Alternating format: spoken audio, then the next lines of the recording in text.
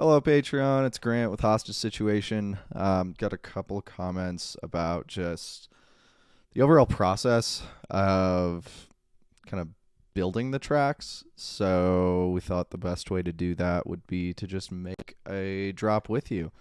So usually we'll fill out like an intro, build all that stuff, catch a vibe, but that takes a really long time, and I'm not really trying to make like a 2-hour video. Let's just start with the drop. Most of the time we'll just start with drums, and I've been liking this Nasco kind of like trappy kick. So we got our BPM at 147. Let's make a heavier type drop. So we'll have some 4 on the floor. Technically not 4 on the floor, but we'll put in some kicks here on the 1 and the 3. So really right now I'm just trying to get the macro down, and then we'll handle all the micro. So all like the little drum fills, little reverb throws, all that stuff, we'll get that in once we have the macro down. So let's make this an even guy. There we go. Duplicate that. All right, so now we have our 16 bar layout with just our kick and our snare. Cool.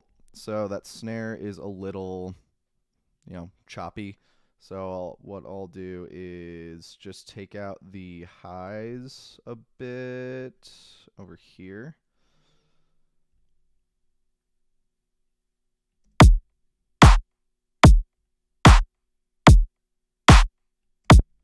Just so it has like a darker kind of feel to it.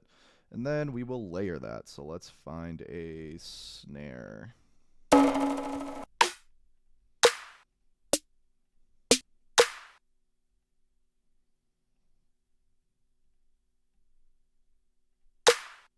Cool. So that sounds good. There's not a lot of low end in these snares, which is fine because we have the kick layered under it. And then we can go ahead and mix that down as well, maybe having the transient of the kick not as dominant. Or you can just go in and turn the whole thing down. So really depends on what it needs, but let's go see how this sounds.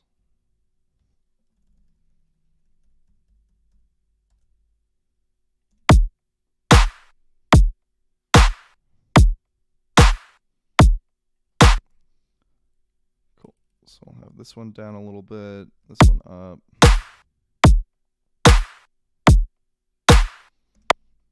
Cool. So we'll get some hats in here. There is a Bad Clat sample that we really like to use.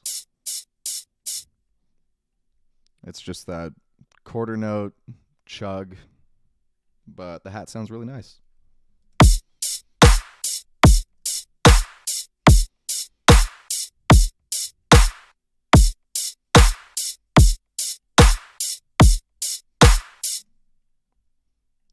Cool. So here's kind of our basic bare bones level groove that we have. So now we can start to go with a little bit of the micro on it. Maybe adding in a ride every, half bar, every bar.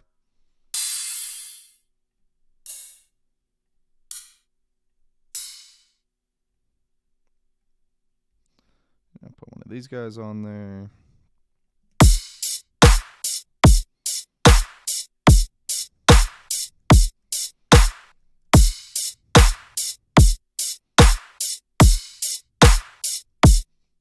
And then maybe in having a ride on the 1 and the 3, but then having a different ride on the 3.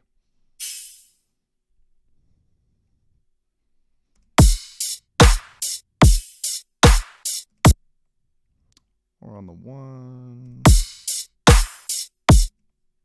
Actually, yeah, so we'll put that on the 3 and duplicate it out just to give it a little bit more space.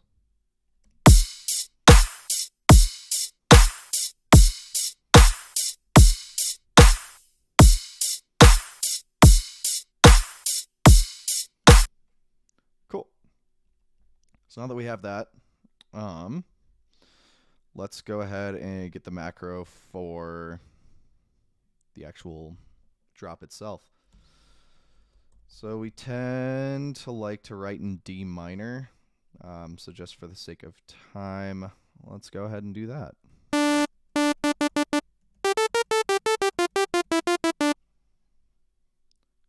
Cool. All right. Let's go ahead and get a MIDI pattern here. We'll go ahead and put in some MIDI. Let's just make it 8 bars. And see what we can do. So go ahead, put a note on D, lengthen that out.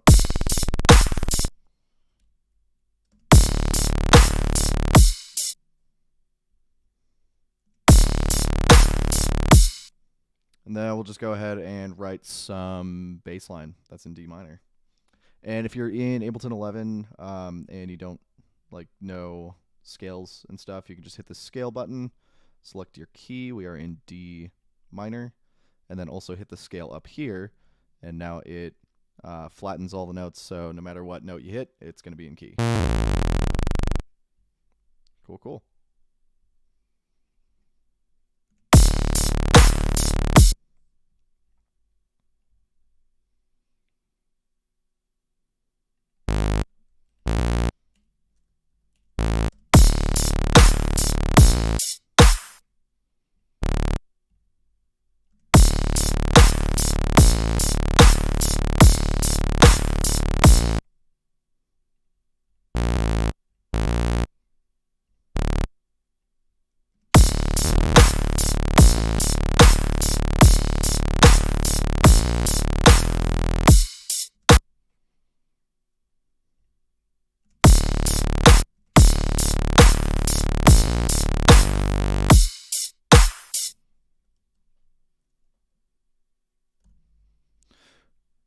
So we have our little baseline layout here.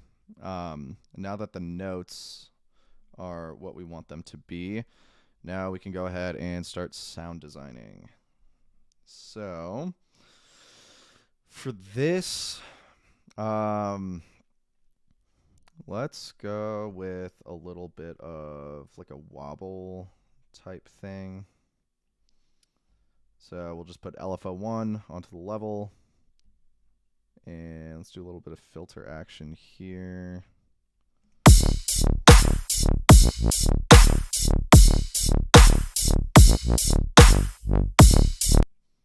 Cool. Let's pick a wavetable that we want. Let's see what we got.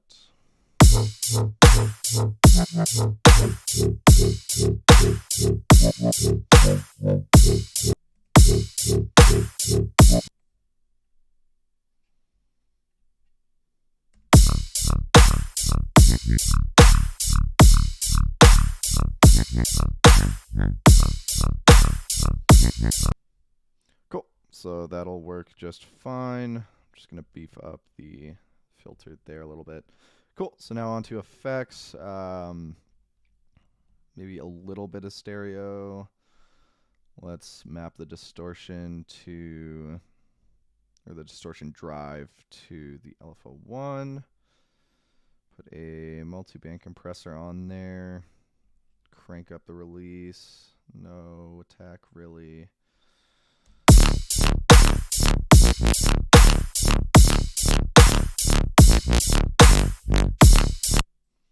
Cool. And then maybe add a Combs filter on there.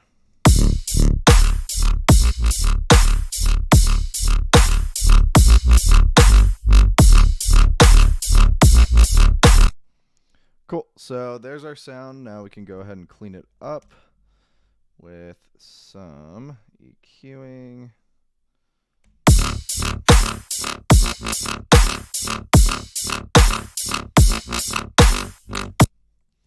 Make it loud again with some compression.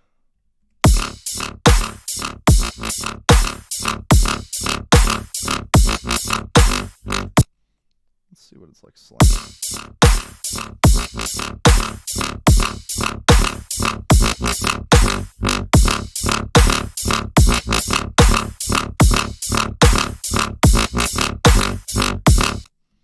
Cool. So now we have our sound. Can honestly go ahead and boost a little bit of this. And there is our sound. So it sounds very, just kind of thin. So the reason for that is separating the subs, because if we want to do some crazy, effect stuff with this, then we probably wouldn't want the sub having all those effects on it if you're doing like huge reverbs and delays and stuff like that. So what we can do is just copy over all this MIDI into our bass group here. Put a serum on, or any synth really. Go into analog, basic shapes, just so that we have a clean sine wave, and match it on up. Another little trick is whenever you're doing like putting an LFO on the level of an oscillator instead of having it all the way down, because then the sound's obviously not playing at 0%. If you have 0% on the LFO be really like 20 or 30%, then you get this kind of whooshing vibe.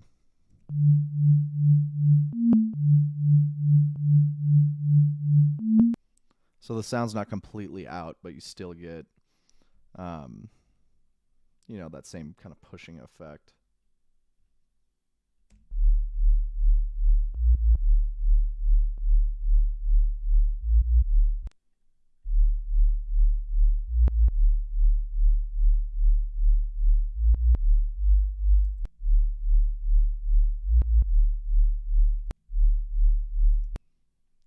Cool. Put on some distortion. We will also have that going with the LFO.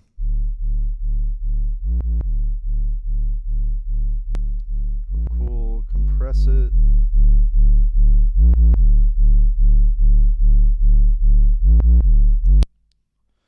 Cool. So now we have our sub. Now we can kind of tame it a little bit.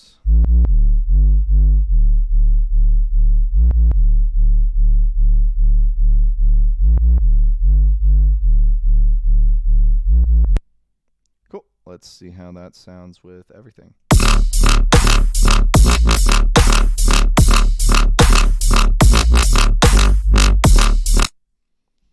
Cool. So now that we have kind of all the elements, now's when you're going to start to kind of hear, where stuff might not fit. So as soon as we put that sub in, now I don't really like this main sound as much. So now we can go ahead and play around with just tweaking it until we get something that we like.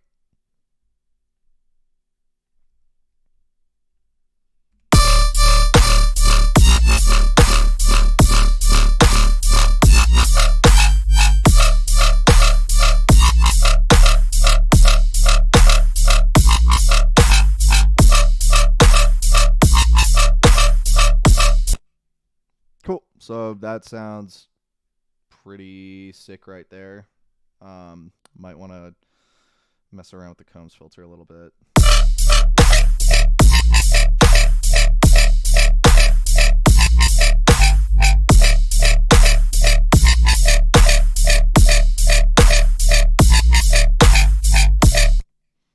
Cool. So that sounds pretty sick right there.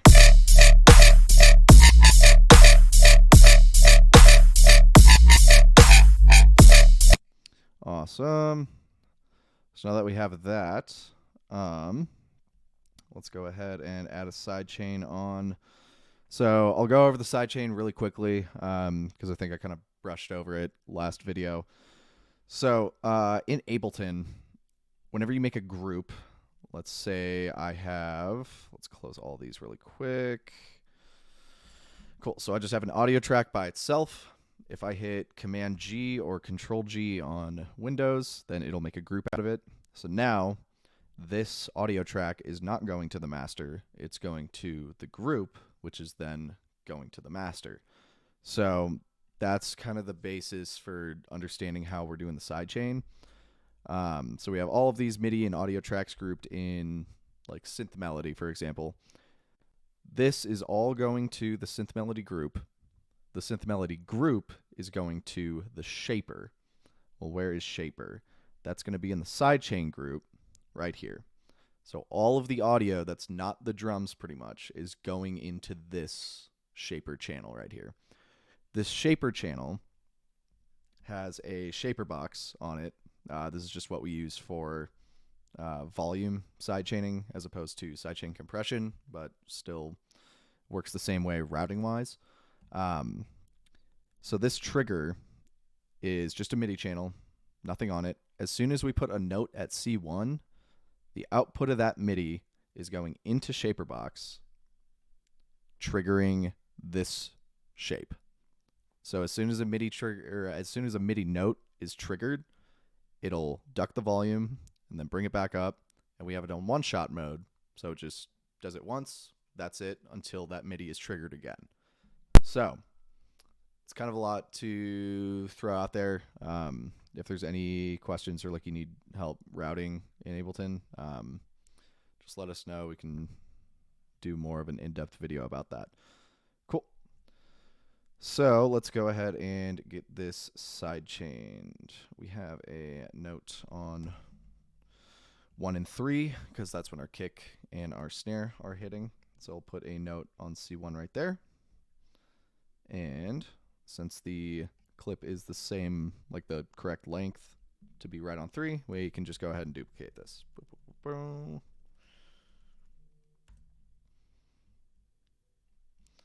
now we have that. We can go ahead and shape the sidechain if it's like too much or whatever.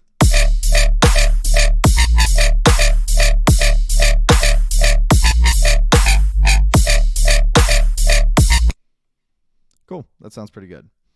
So now I'm hearing that these drums right here,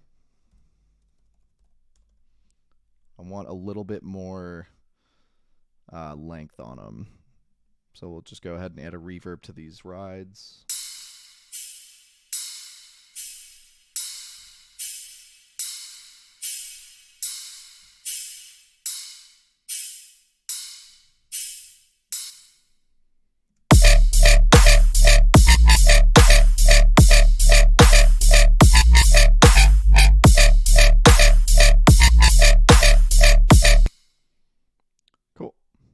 Now I'm hearing that this is a little too loud, and we might take down the volume on the kicks whenever they're hitting with the claps. So we can go ahead and copy this.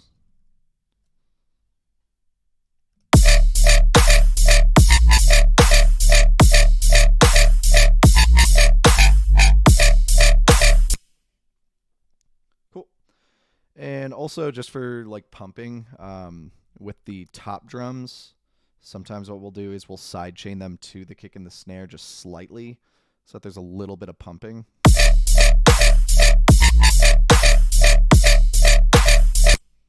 So if we exaggerate this a ton,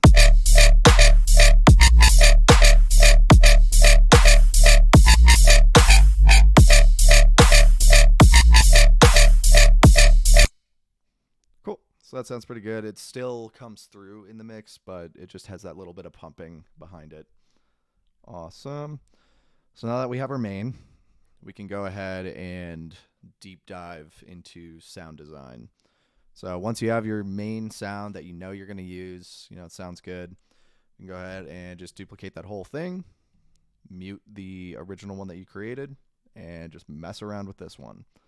So, for instance, we'll just pick a random wavetable, ba, ba, ba, ba, ba, ba, ba, and see how that sounds.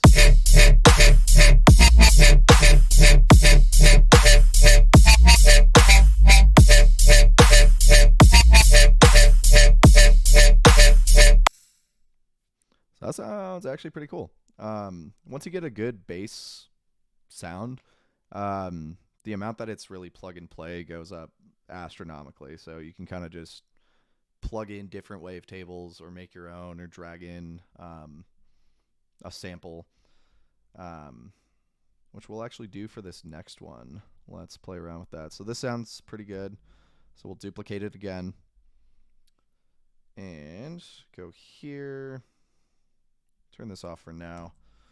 Let's find just a bass one shot, some type of sample. Bass one shot. Play roulette with your library a little bit. This one.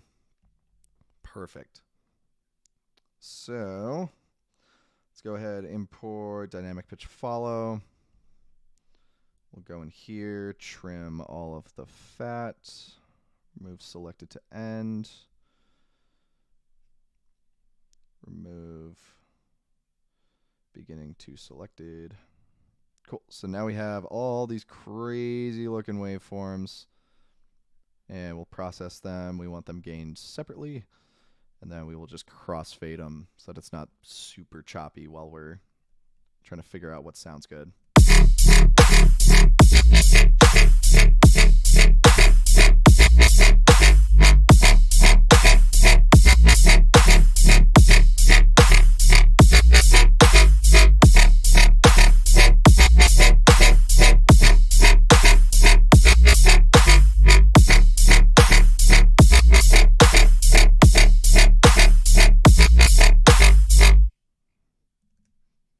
Cool. So there's one in the beginning there that I heard.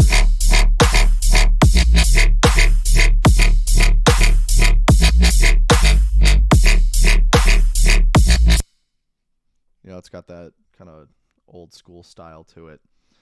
Cool. So now I'm thinking this is going to be our little variation guy.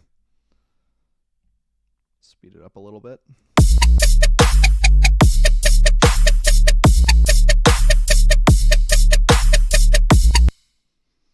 Cool. So that's a cool sound in of itself.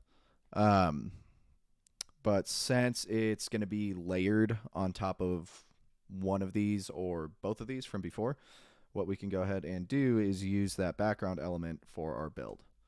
So right there, and we'll bring it in with some mixing magic. 99% of the time on our tunes, it is a reverb with an auto filter. So what this is going to do is 100% wet on the reverb. It's going to make it sound super washed out. You know, you can't really identify what's happening with it, but, you know, you still get that same sound. And then what we'll do is just ramp that down. Maybe give it a bit more love. And then we'll just filter it in. And so now we have our little kind of giving them a taste of what's to come at the drop.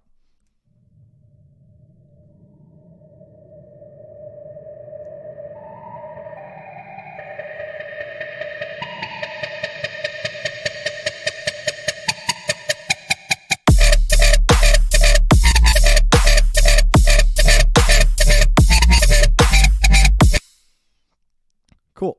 So now we can go ahead and clean these other two up to make them kind of fit.